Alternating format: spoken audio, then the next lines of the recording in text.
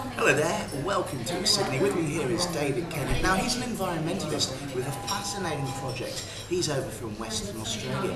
Can you tell me, David, about your project? Yeah, my project is to grow trees in arid regions where people have never considered growing trees previously. Unfortunately, the early settlers came out to Australia, and while they harvested the trees and recognised that they had fantastic physical qualities, unfortunately they encountered the growth rings on the trees, and because in Europe trees produce one growth per year, they assumed that our trees were very slow growing. And in reality, our trees can produce, trees I've cut down myself have produced 10 growth rings in a year. So they're 10 times faster growing than people originally thought. So what does your project actually involve? The whole idea is to try and improve both the survival rates of planting the trees, which is very important, and also the growth rates of the trees. And the survival rates are enhanced purely and simply by adopting subtly different methods from what you usually use. Normally people are told that they've got to plant the trees level with the ground, for argument's sake. In a very dry environment like we have in Western Australia and lots of arid regions in the world, the evaporation rate in my area is actually 3,500 millimetres a year. And if you plant the top of the potting mix level with the soil, the moisture just goes instantly. Really? Yeah. So what I do is I plant with the root ball, if you like, about 5 or 6 inches below the surface. And everybody says, but what about colour rot? Well, a prerequisite for colour rot is a wet condition, and we haven't got wet conditions. So by mounting the soil up around the tree, it insulates it from the desiccating effect of the winds, the drying out of the sun, etc.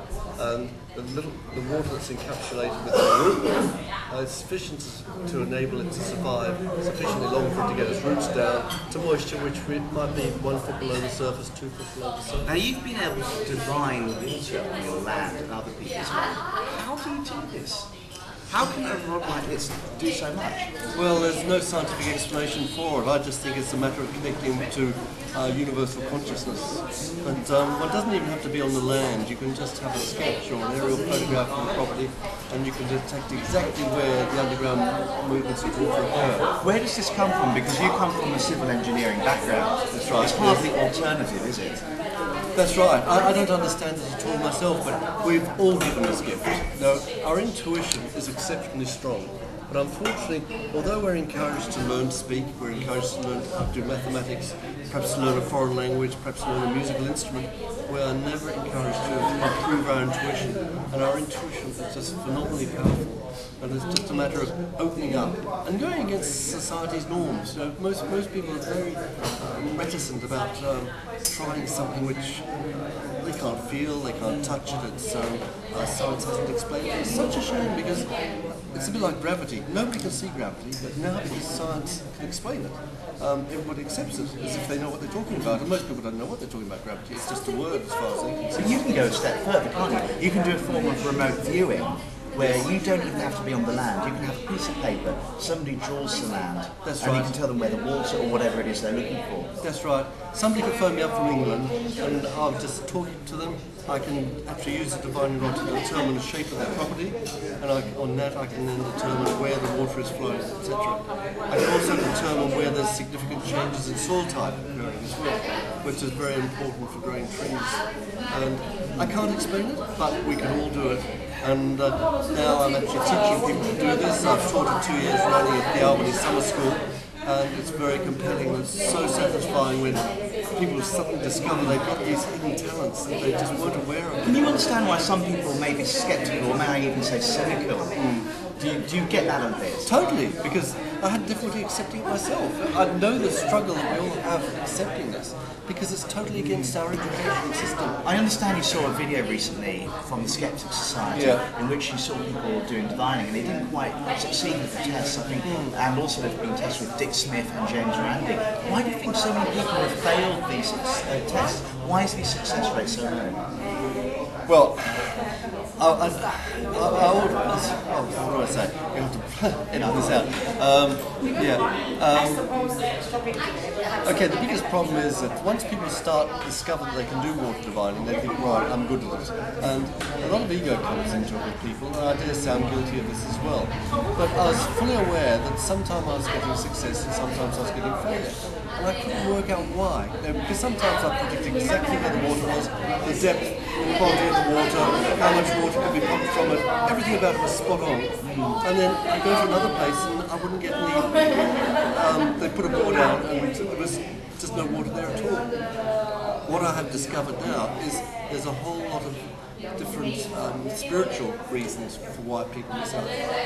People could have, what should I say, tormented spirits associated with their land, and this occurs a terrific amount, where a person has died of murder, suicide or accidental death.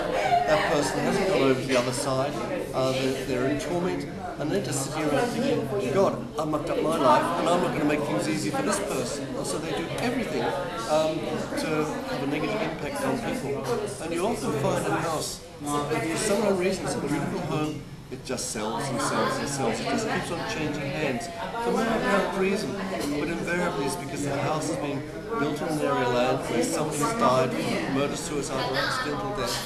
And the spirit has been hanging around. And these people, they pick these energies up and they're not happy with it. And so they move on, and then some other devil suffers in the same way. But if somebody goes along and heals it, it's just magnificent change. Would you ever be willing to be tested by anybody? I would love to be, yes. And what's I'm not saying I know all the answers, but when I watched that film with Dick Smith, it made me aware that I've opened my mind up to a lot of other alternatives that other people haven't considered even.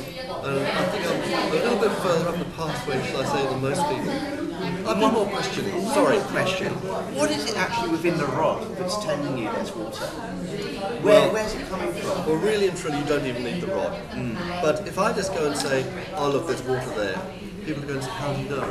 But this is like an instrument, if you like. So when people see a rod physically respond, they say, oh, perhaps there is something there that's guiding it. And they're more likely to accept this than me just saying, I know there's water there. So I say, how do you know? So, my final question, where do you go from here? Where do I go from here? I just want sponsorship to help me plant more and more trees, to gain credibility for the methods that I'm using to grow trees, which is fundamentally companion planting. My divining rod has told me specifically which trees are suitable companions for each other. And some of the trees I've speeded up tenfold their growth rates. Unbelievable.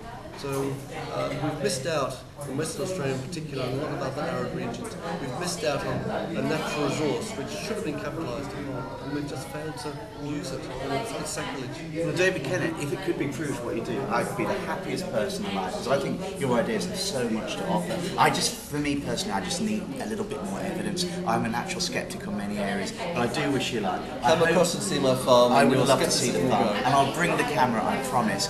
And I really hope you can get tested, and we can actually get your views and ideas out there. Best of luck with that. David's website is www.aurea.net.au. I'm going to put a link on this video, but do check it out. Thanks, David. Thank you, William. Very much appreciated.